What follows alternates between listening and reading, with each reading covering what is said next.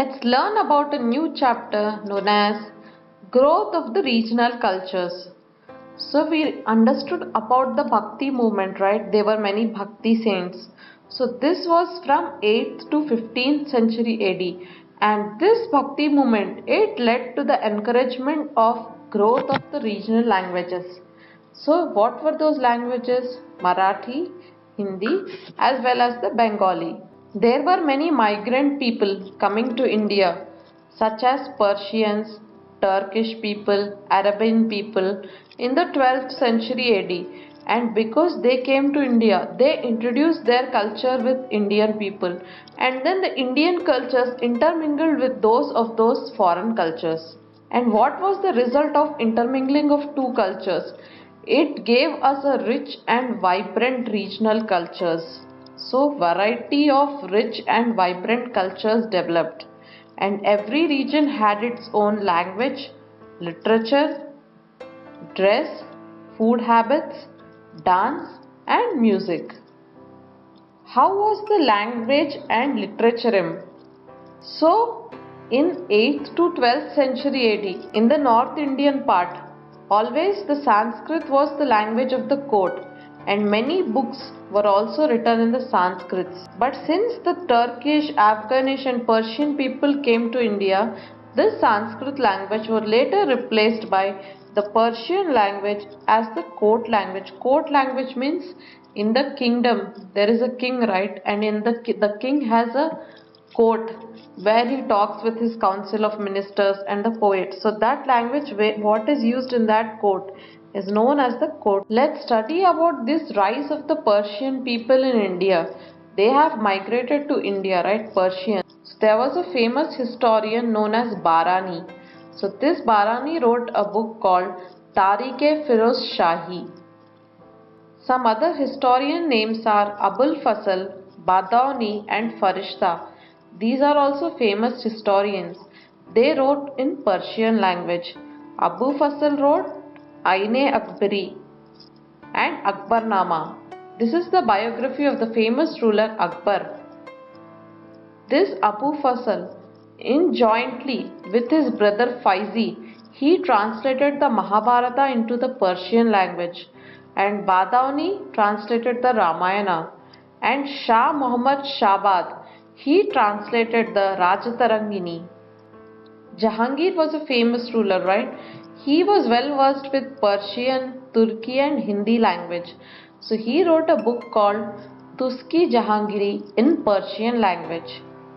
So during the rule of Shah Jahan, Abdul Hamid Lahori, a historian, wrote a book called Padmashanama.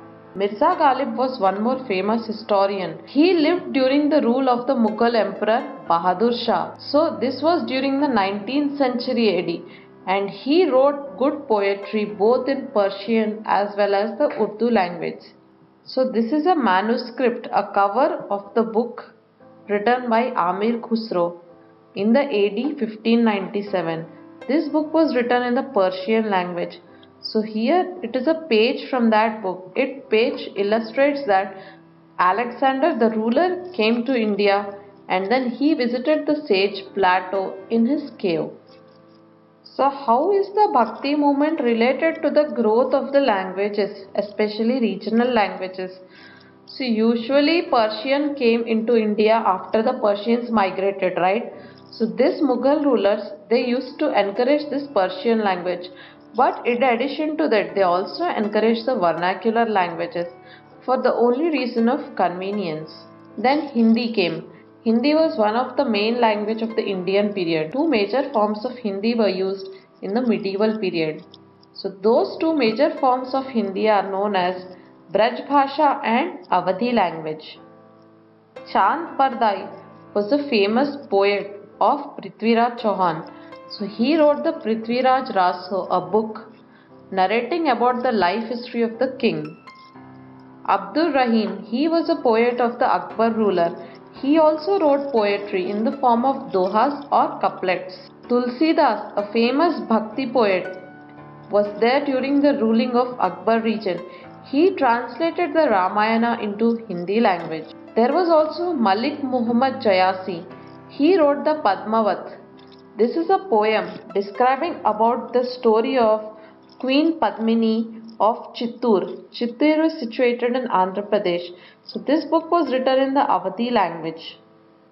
So as the Turks and the Persians entered India, so came a new language known as Urdu. This was a mixture of both Persian as well as the Hindi. And then these Urdu became the most common language used in the towns as well as the cities in the. Let's see about some other regional languages. So Tamil was one of the ancient Indian language, and Tamil is also unique. It doesn't mix with Sanskrit or any other Indian language. So a historian named Kamban, he has written the Tamil version of the Ramayana in the 13th century AD. Then Telugu language.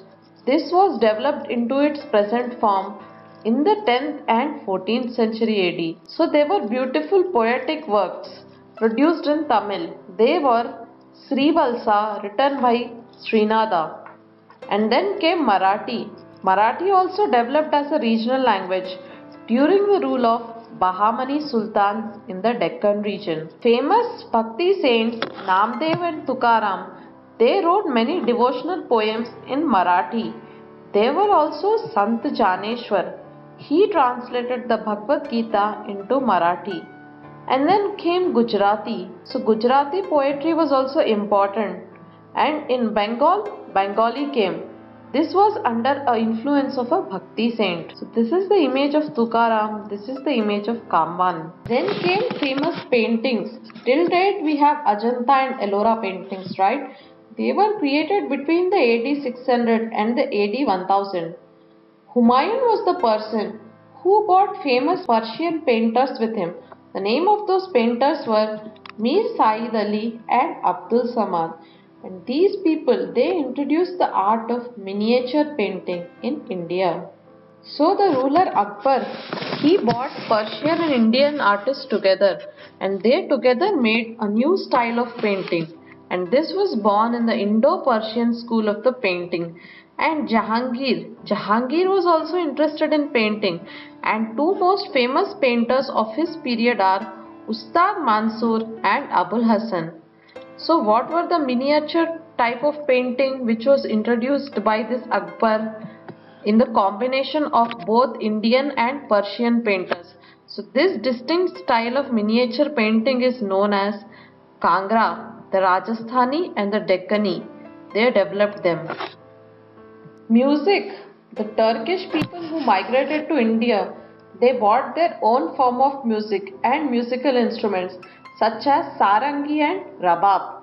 And this Persian and Turkish music was known as qawwali and khayal. And Amir Khusro, a famous historian, he invented the tabla and sitar. So during the ruling of period of Akbar, Tansen was his court musician, and this Tansen is known as the one of the greatest composer of musician in the total Hindustani classical music.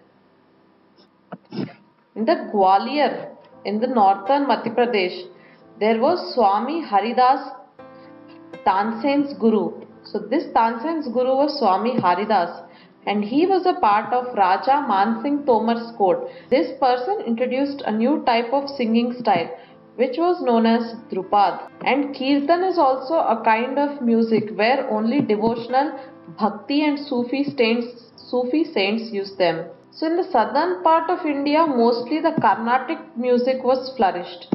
And this Carnatic music was led by Vyasaraja, Purandara Dasa and Kanakadasa. So this is sitar, this is sarangi and this is tabla. So during the medieval period, the different dance forms grew in different parts of the country. Examples are Bharatnatyam from Tamil Nadu, Kuchipudi from Andhra Pradesh, Odissi from Orissa, Kathakali in Kerala, Manipuri from Manipur and Kathak type of dance in the northern India.